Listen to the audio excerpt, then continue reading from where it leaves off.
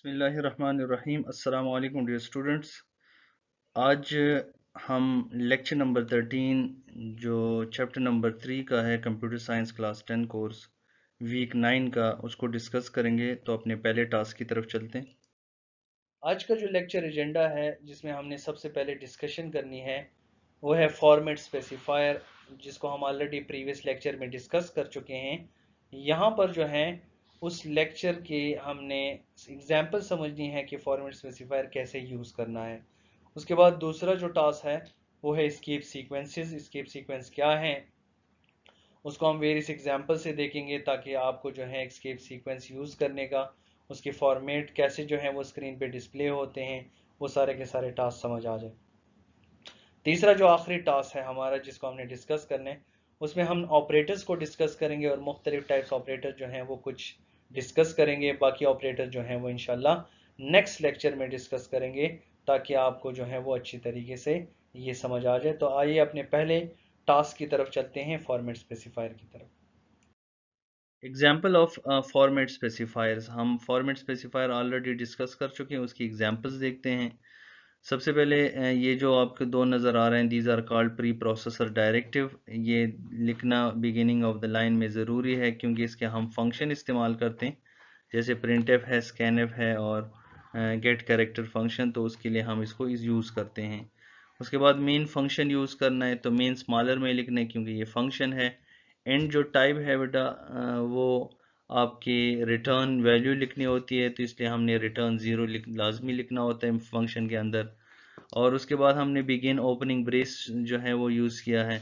अब यहाँ पर हमने तीन डेटा टाइप्स यूज़ किए हैं। एक आपने इंट यूज़ किया है, दूसरा आपने फ्लोट, यहाँ पर एग्जाम्पल में फ्लोट इस्तेमाल हुआ है, और तीसरा जो है वो चार डेटा टाइप इस्तेमाल हुआ। इंट जब भी होगा तो याद, अगर मैं यूज़र से वैल्यू लेता हूँ तो मुझे फिर %d इस्तेमाल करना पड़ेगा, या %i हम यूज़ करेंगे, या लॉन्ग इंट %ld इस्तेमाल कर सकते हैं। तीन डेटा टाइप्स हैं जो इस्तेमाल हो। तो ऑलरेडी हम प्रीवियस लेक्चर में उसकी डेटा टाइप्स के साथ उसके स्पेसिफायर इस्तेमाल कर चुके हैं। अब एग्जांपल में अगर आपने यहाँ पर a और b वेरिएबल्स जो हैं इसके साथ इंट यूज़ किया गया है, तो उसके लिए जो है वो मैंने %d स्कैनफ में यूज़ किया। तो देखें a की वैल्यू लेने के लिए मैंने %d यूज़ किया, एड्रेस लोकेटर बताया, a वेरिएबल में वो वैल्यू स्टोर होगी।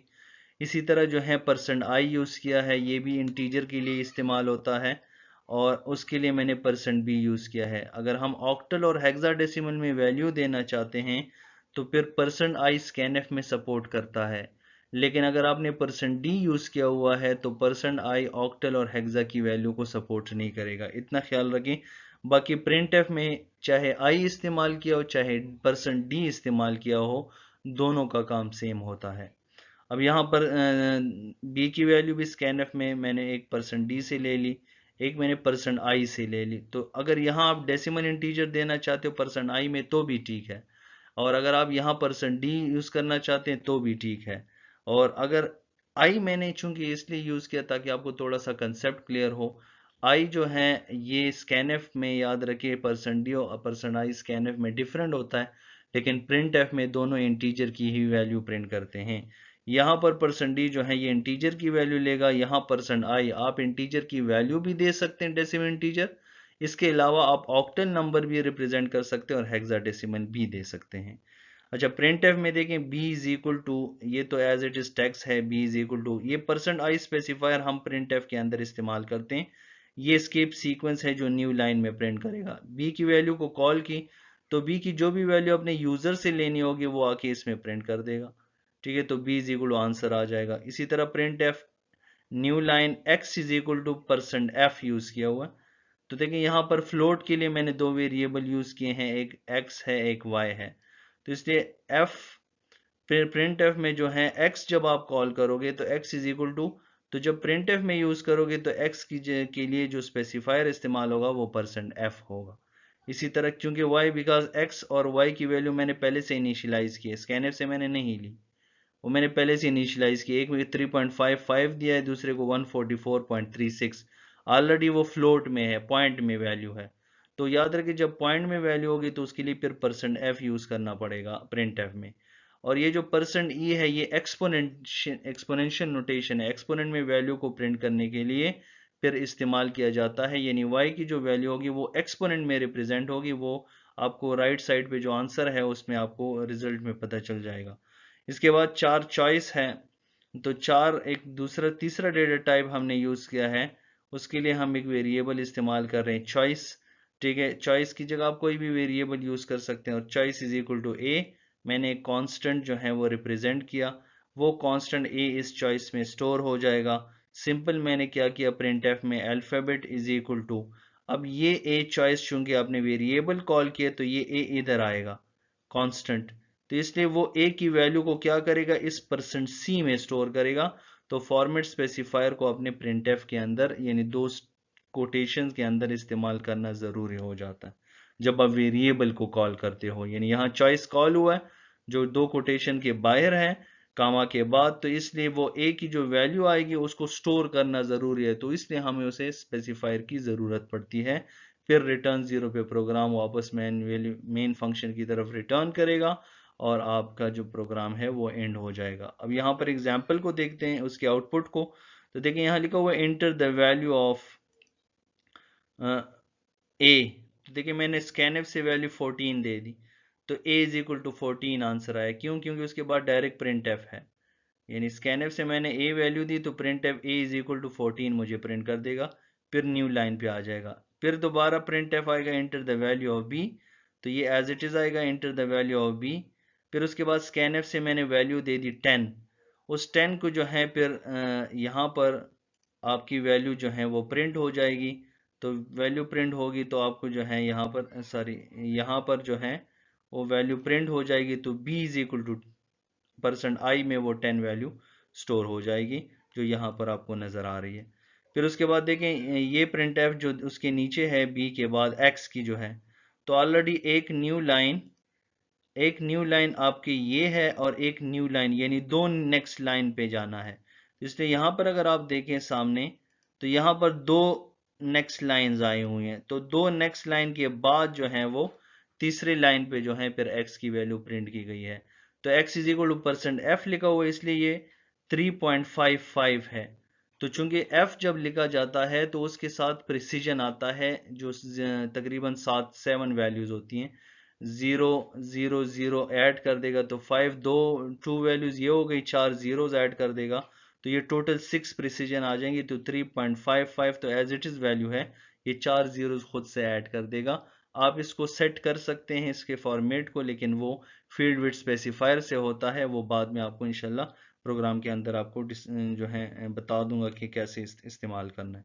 इसी तरह y की जो वैल्यू है वो %e एक्सपोनेंशियल नोटेशन के लिए है, तो यहाँ पर अगर आप देखिए 144.36 की वैल्यू है।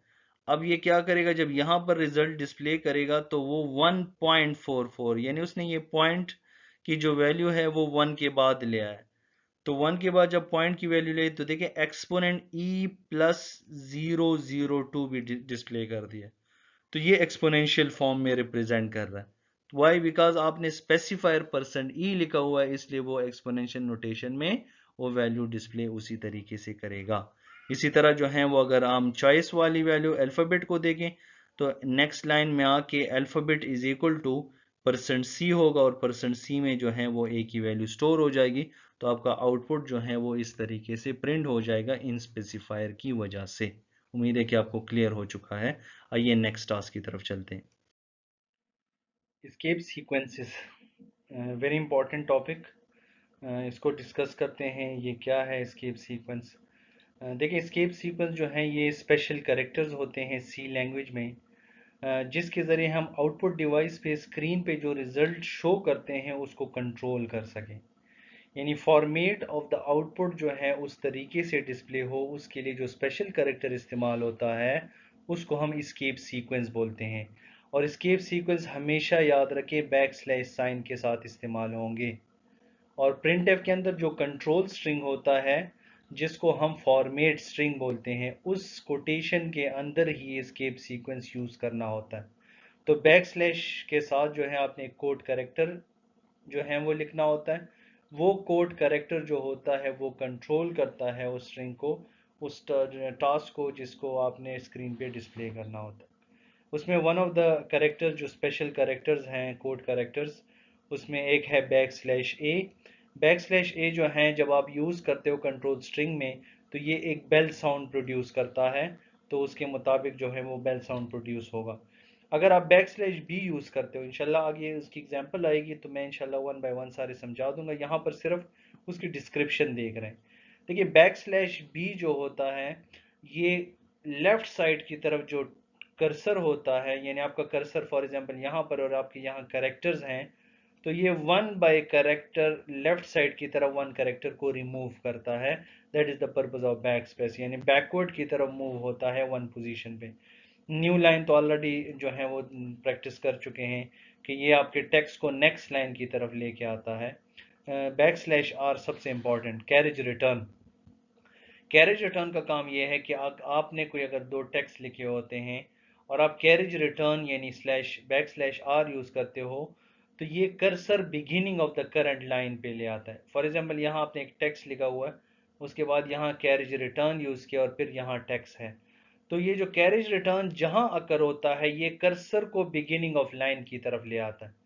तो अगर पहला टेक्स्ट होता है वो रिमूव हो जाता है, दूसरा टेक्स्ट जो है वो उसके फर्स्ट पे आ जाता है और वो दूसरा टेक्स्ट आपको पहले सामने स्क्रीन पे डिस्प्ले कर देता है। तो कैरेज रिटर्न का काम ये है कि it move the cursor to the beginning of the line, beginning of the line की तरफ कर्सर को ले आता है, ये कैरेज रिटर्न का काम होता है। बैक स्लैश टी, टैब का स्पेस हॉरिजेंटल टेबुलर पोजीशन, जैसे आप कीबोर्ड में टैब स्पेस दबाते हो ना, तो आपका टेक्स्ट यहाँ पर है तो इतना जो है वो टैब का स्पेस क्रिएट हो जाता है और फिर यहाँ टेक्स्ट आ जाता है। तो मीन्स ये जो टैब स्पेस क्रिएट होता है उसके लिए जो एस्केप सीक्वेंस प्रोग्रामिंग लैंग्वेज में इस्तेमाल होती है वो बैक स्लैश टी है। इस तरह double back slash, double back slash का काम क्या होता है कि ये एक सिंगल स्लैश को प्रोड्यूस करता है। अगर आप प्रोग्राम के कंट्रोल स्ट्रिंग के अंदर आप डबल स्लैश यूज करेंगे तो आपको रिटर्न में वन बैक स्लैश वापस जो है वो रिटर्न करेगा। इसी तरह सिंगल कोट्स, अगर आप किसी कोड्स जो हैं वो फॉर एग्जांपल ये मैं आउटपुट को जो है वो डिस्प्ले करना चाहता हूँ, लेकिन आउटपुट को अगर मैं डिस्प्ले करना चाहता हूँ तो उस तरह इसके ऊपर इस तरह कामा भी आ जाए, ठीक है, यानी आउटपुट ऐसे शो हो। तो आउटपुट को शो करने के लिए उसके साथ जो है वो कॉमन में उसको कोटेशन में बंद हो, तो ऐसी सिचुएशन में फिर आप बैक स्लैश कामा जो है वो स्टार्ट में भी रिप्रेजेंट करेंगे, फिर वो टेक्स्ट आएगा, फिर बैक स्लैश और कामा रिप्रेजेंट करेंगे, तब जाके वो उस दोनों वर्ड पूरे वर्ड के साथ जो है वो दो कामास जो हैं वो रिप्रेजेंट हो जाएंगे। बिल्कुल इसी तरह double back slash, double back slash का काम ये होता है कि वो दोनों साइड पे आपने double back slash sorry double quotation लगाना होता है टेक्स्ट के वर्ड के अंदर। अब फॉर एग्जांपल कोई भी आप वर्ड यूज़ कर रहे हो, WORD आपने वर्ड यूज़ किया, तो जब ये प्रिंट डिस्प्ले होगा तो आपको ऐसे आएगा, वर्ड लिखा होगा और उसके दोनों साइड्स पे दो कोड्स जो हैं वो इस तरह रिप्रेजेंट होंगे। तो that is the purpose of back slash, double back slash, double quotation mark, ठीक है बेटा, ये जो है वो that is the word used. अच्छा नेक्स्ट में एग्जांपल समझते हैं कि स्किप सीक्वेंस को यूज़ कैसे करना है ताकि आपके कंसेप्ट क्लियर हो। एग्जांपल ऑफ स्किप सीक्वेंस देखते हैं, ठीक है, कि इस सीक्वेंस स्किप सीक्वेंस क्या है। सबसे पहले आपने हैश इंक्लूड stdio.h आपने प्री प्रोसेसर डायरेक्टिव यूज़ कर, उसके बाद आपने मेन फंक्शन यूज़ करना है। तो याद रखें डेफ सी में मेन जो फंक्शन है वो आपने सिंपल मेन लिखना होता है और यहाँ पर एम्प्टी स्पेसेस क्रिएट करने, ठीक है, ये वर्ड लिखने की ज़रूरत नहीं होती है डेफ सी प्लस प्लस में। उसके बाद सिंपल आपने प्रिंट एफ यूज़ किया, प्रिंट एफ के अंदर हम scan F use sorry escape sequence use करते हैं, जिसमें सबसे पहले escape sequence backslash A आपने यूज़ किया, तो आपने 3 मरतबा यूज़ किया और 2 कोड्स के अंदर हमेशा फॉर्मेट स्ट्रिंग के अंदर हम स्केप सीक्वेंस को इस्तेमाल करते हैं। अब ये क्या करेगा, ये text as it is print करेगा, रिंग बेल 3 टाइम्स, उसके बाद 3 टाइम्स जो है ये बेल साउंड प्रोड्यूस करेगा। Backslash A is use for to produce a bell sound, और ये जो न्यू लाइन है ये नेक्स्ट लाइन पे आ जाएगा, this is also the escape sequence. उसके बाद दूसरे प्रिंट एफ में देखें आपने बैक स्लैश एन यूज किया, means it move to the next line, फिर एज इट इज यही टेक्स्ट प्रिंट करेगा, remove two space between the name, dot भी प्रिंट करेगा एज इट इज, सजाद भी एज इट इज प्रिंट करेगा। देखिए यहाँ पर स्पेसिस हैं, इस स्पेसिस को रिमूव करने के लिए आपने देखे 2 मरतबा बैक स्लैश बी यूज किया है। तो backslash B is use for backspace. ये ये क्या करता है, लेफ्ट साइड पे 1 कैरेक्टर स्पेस को मूव करता है, यानी वो उस बैक स्पेस जो है वो 1 कैरेक्टर लेफ्ट साइड पे रिमूव करेगा और वो उस पोजीशन पे आ जाएगा। तो that is the purpose of back space. क्योंकि आपने 2 बैक स्पेस यूज किए तो 2 कैरेक्टर स्पेस जो है वो रिमूव हो जाएंगे, तो आपके ये जो 2-3 कैरेक्टर स्पेस होगा वो 1 कैरेक्टर पे आ जाएगा। उसके बाद तीसरे प्रिंट एफ में देखें, आपने 2 मरतबा बैक स्लैश एन यूज किया, तो मीन्स ये एक नेक्स्ट लाइन आएगा, वो एम्प्टी छोड़ देगा, फिर नेक्स्ट लाइन आएगा, फिर एम्प्टी छोड़ देगा। उसके बाद तीसरी लाइन पे प्रिंट करेगा leave a blank line before printing this line. ये तो as it is text message है, जस्ट बुक से मैंने उठाया हुआ है ताकि आपको समझ आ जाए। तो एज इट इज यही टेक्स्ट मैसेज जो है वो प्रिंट हो जाएगा।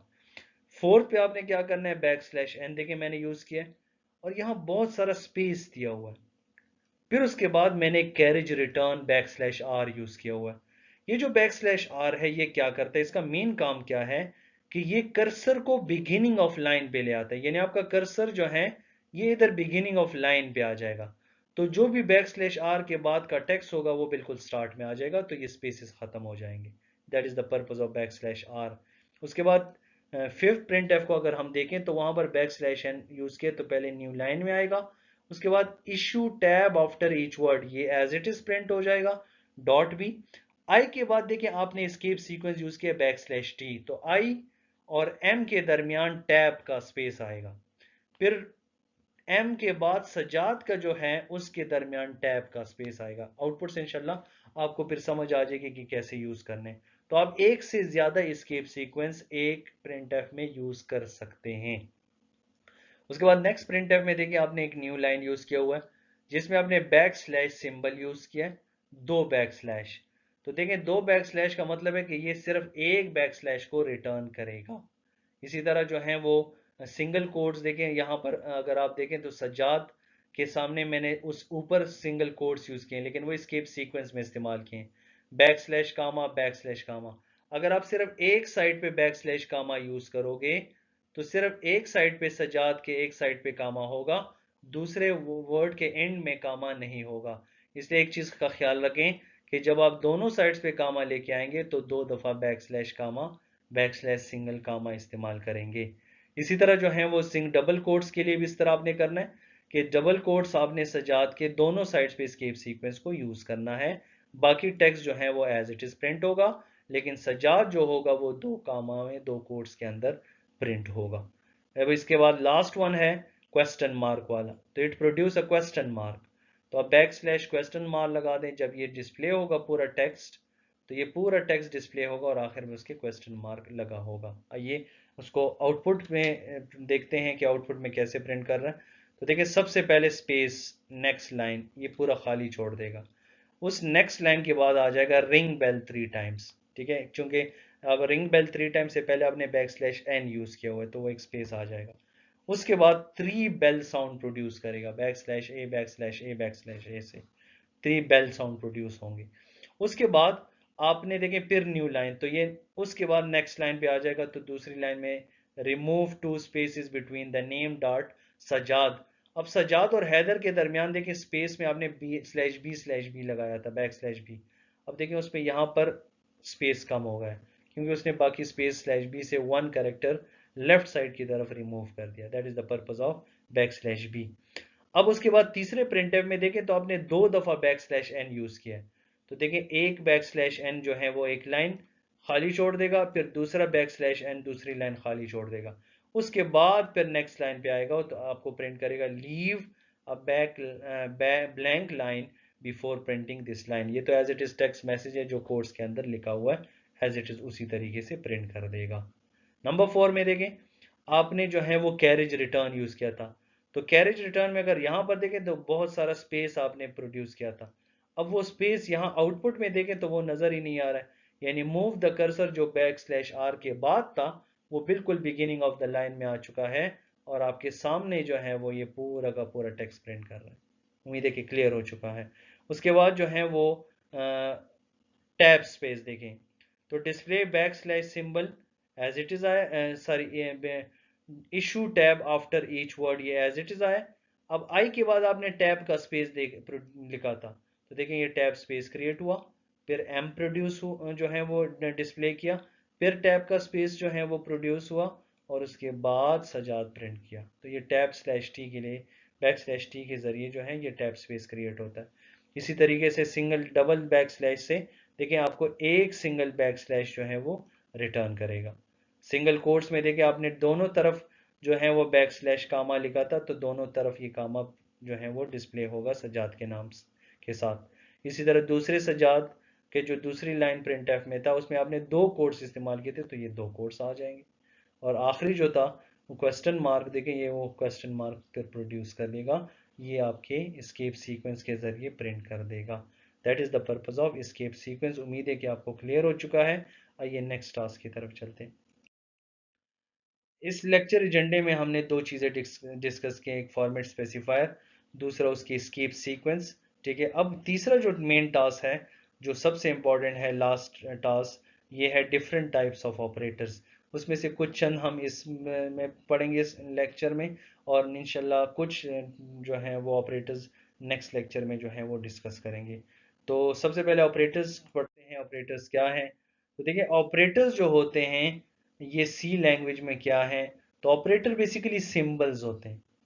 ठीक है, that is use to command the computer to perform a certain mathematical और लॉजिकल ऑपरेशन। यानी ऑपरेटर जो है ये सिंबल होते हैं जो आपके मैथमेटिकल ऑपरेशंस को परफॉर्म करते हैं प्रोग्राम के अंदर, उसको हम ऑपरेटर्स कहते हैं। अब जैसे प्लस है, ठीक है, माइनस है, इसके अलावा डिवाइड है, मल्टीप्लाई है, यानी हम इसके स्टेरिक बोलते हैं, या आपका और ऑपरेटर है, या आपका नॉट ऑपरेटर है, या ग्रेटर और इक्वल है, लेस और इक्वल है। ठीक है, ये सारे क्या हैं? These are called operators. ये वो सिंबल्स हैं जिसके जरिए हम मुख्तलिफ मैथमेटिकल ऑपरेशंस को, लॉजिकल ऑपरेशंस को परफॉर्म करते हैं। अब ऑपरेटर्स जो हैं ये ऑपरेट डेटा पे करते हैं और वेरिएबल्स पे करते हैं, यानी वैल्यूज पे और वेरिएबल्स पे जो है ये ऑपरेशन परफॉर्म करते हैं। अब उसमें सबसे पहले मुख्तलिफ टाइप्स ऑफ ऑपरेटर इस्तेमाल होते हैं, जिसमें वन ऑफ द कॉमन जो है वो arithmetic operator, assignment operator, relational operator, logical operator, और आपका इंक्रीमेंट डिक्रीमेंट ऑपरेटर। इस स्लाइड में हम सिर्फ अरिथमेटिक ऑपरेटर को डिस्कस करेंगे। इंशाल्लाह बाकी स्लाइड्स में, बाकी लेक्चर में इंशाल्लाह बाकी चार मेन ऑपरेटर जो हैं वो उसको डिटेल से डिस्कस करेंगे। तो सबसे पहले अरिथमेटिक ऑपरेटर्स को डिस्कस करते हैं ताकि आपको समझ आ जाए कि अरिथमेटिक ऑपरेटर क्या है। तो आइए उस टास्क की तरफ चलते हैं। ऑपरेटर्स ऑफ सी लैंग्वेज में जो सबसे पहले ऑपरेटर है वो है अरिथमेटिक ऑपरेटर। अब अरिथमेटिक ऑपरेटर्स जो हैं that is used to perform arithmetic operations, यानी जिसमें एडिशन हो, सब्ट्रैक्शन परफॉर्म हो, मल्टीप्लिकेशन परफॉर्म हो, डिवीजन परफॉर्म हो। अब वो एक और है मॉडुलस, इसको कहते हैं, that is use modulus operator. अब मॉडुलस ऑपरेटर जो होता है इसको हम रिमाइंडर बोलते हैं। यहाँ सामने नीचे अगर आप देखें तो that is called modulus. Modulus remainder को कहा जाता है, और उसके लिए जो सिंबल इस्तेमाल होते हैं उसको परसेंटेज, यानी हम मॉडुलस से रिप्रेजेंट करते हैं। तो प्लस एडिशन के लिए इस्तेमाल होगा, माइनस जो है सब्ट्रैक्शन के लिए इस्तेमाल होगा, ये एस्टेरिक साइन जो है ये मल्टीप्लिकेशन के लिए, यानी ऐसे एस्टेरिक साइन होता है, that is the asterisk sign use in सी।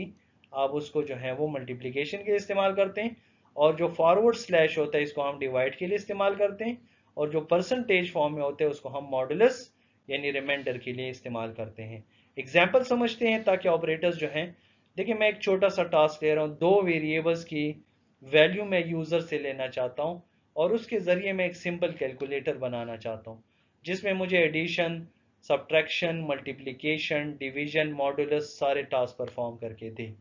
तो देखें यहाँ पर आपने सबसे पहले प्री प्रोसेसर डायरेक्टिव लिखा, ये लिखना प्रोग्राम के अंदर ज़रूरी है, इसके बगैर फंक्शन इस्तेमाल एक्सेस नहीं होते हैं, इसलिए आपने ये हेडर फाइल लाजमी मेंशन करने होते हैं। इसको आप बिल्कुल जहन में बिठा दें, आपने ये लाजमी लिखना है। मेन फंक्शन आपने लिखना है लाजमी, क्योंकि मेन के बगैर प्रोग्राम चलता नहीं है। वाइड ऑप्शनल है, चूंकि डेफ सी में अक्सर वाइड सपोर्ट नहीं होता है, तो आप सिर्फ मेन लिखें और सिंपल पैरेंथेसिस लगा दें तो भी ठीक है। सेमी कॉलन मेन के बाद नहीं लिखना है, क्योंकि मेन की बॉडी है, और जिस स्ट्रक्चर की भी ब्लॉक की भी बॉडी होगी उसको स्टार्ट में सेमी कॉलन से बंद कभी नहीं करना है। अब देखिए मैंने 2 वेरिएबल डिक्लेयर किए हैं, यहाँ 6 वेरिएबल डिक्लेयर हैं। कौन से टाइप के साथ? इंट टाइप के साथ। Int means integer. x एक वेरिएबल का नाम, फिर y एक वेरिएबल का नाम, सम वेरिएबल का नाम, डिफरेंस वेरिएबल का नाम, PROD प्रोडक्ट के लिए मैंने लिया है, QUOT यानी क्वोशंट, डिवाइड के लिए मैंने लिया है, और RAM रिमाइंडर है जो मॉडुलस के लिए जो है मैंने यहाँ पर नाम रखा हुआ है। आप बेशक इसको चेंज कर सकते हैं, आप सम की जगह s लिख लें, डिफरेंस की जगह d लिख लें, प्रोडक्ट की जगह p लिख लें, क्वोशंट की जगह d लिख दें, डिवाइड DIV, या सिंपल q लिख लें, और रैम की जगह जो है MOD मॉडुलस लिख लें, या सिंपल m लिख लें, या जस्ट r लिख लें, आपकी मर्जी, वेरिएबल कोई भी आप नाम रख सकते हैं। उसके बाद सिंपल printf, scanf से पहले ये जो printf होता है पहला, बेटा ये ऑप्शनल होता है, आप ये लिखे ना लिखे फर्क नहीं पड़ता, लेकिन अगर लिखेंगे तो जब आप प्रोग्राम को रन करेंगे तो आपको पहले आएगा इंटर टू नंबर्स, उस 2 नंबर्स को आपने scanf से जो है यूजर से देना है। तो scanf वो फंक्शन है जो वैल्यू यूजर से एग्जीक्यूशन के बाद, यानी जब आप प्रोग्राम को रन करते हो उसके बाद वैल्यू देता है कीबोर्ड के जरिए। तो देखें उसके लिए सबसे पहले आपने स्पेसिफायर यूज करने होते हैं, और स्पेसिफायर %d इसलिए लिखा हुआ है क्योंकि आपने टाइप इंट बनाई है। तो जब आप टाइप इंट यूज करोगे तो %d इस्तेमाल करना होगा। उसके बाद एड्रेस लोकेटर बताना है, ये उस वेरिएबल को लोकेट करेगा जिसका नाम x है, और उस x में वैल्यू स्टोर करेगा। यानी क्या करेगा, एक मेमोरी में लोकेशन बनाएगा जिसका कोई एड्रेस होगा, m% के जरिए उस एड्रेस को लोकेट करेगा जिस वेरिएबल का नाम x होगा, और उसमें वो वैल्यू स्टोर हो जाएगी। फॉर एग्जांपल मैंने 20 स्टोर कर दी। उसके बाद y एक वेरिएबल जो है वो मेमोरी में लोकेशन बनाएगा, उसका भी कोई एड्रेस होगा, m% साइन से उस एड्रेस को लोकेट करेगा, उसके y के नाम में जो है वो वैल्यू स्टोर करेगा। फॉर एग्जांपल मैंने दे दी 5। अब आ जाए, पहले सबसे पहले सम में इज इक्वल टू, ये असाइनमेंट ऑपरेटर है, x प्लस वाई एक्सप्रेशन है, तो सम x में ऑलरेडी वो वैल्यू तुमने यूजर से ले ली है, तो 20 x में स्टोर कर देगा और y में 5, दोनों को जमा कर देगा, इससे आंसर क्या आ जाएगा 25। तो वो 25 की जो वैल्यू होगी वो सम में स्टोर कर देगा, तो ये पहला आंसर आ जाएगा। उसके बाद डिफरेंस x माइनस वाई, तो इसमें 15 स्टोर कर देगा, क्योंकि 20 से 5 जो है वो माइनस करके 15 स्टोर कर देगा। प्रोडक्ट जो है ये 100 स्टोर कर देगा, 20 मल्टीप्लाई 5, तो उसकी वैल्यू जो है वो 100 आ जाएगी, वो 100 की वैल्यू PROD में प्रोडक्ट वेरिएबल में स्टोर कर देगा। उसके बाद 20 डिवाइडेड बाई 5, तो इससे आ जाएगी वैल्यू 4, इसलिए ये क्वोशंट मैंने लिखा, इसका थोड़ा सा एहतियात करेंगे। यानी आपने क्या करना है, 20 को डिवाइड करना है 5 पे, तो आप 5 4 आर 20, ठीक है, तो रिमाइंडर आपका क्या आ जाएगा 0, और क्वोशंट आपका क्या आ जाएगा 4। तो याद रखें, डिवाइड में क्वोशंट लिया जाता है और मॉडुलस में रिमाइंडर लिया जाता है, बस इतना ख्याल रखना है।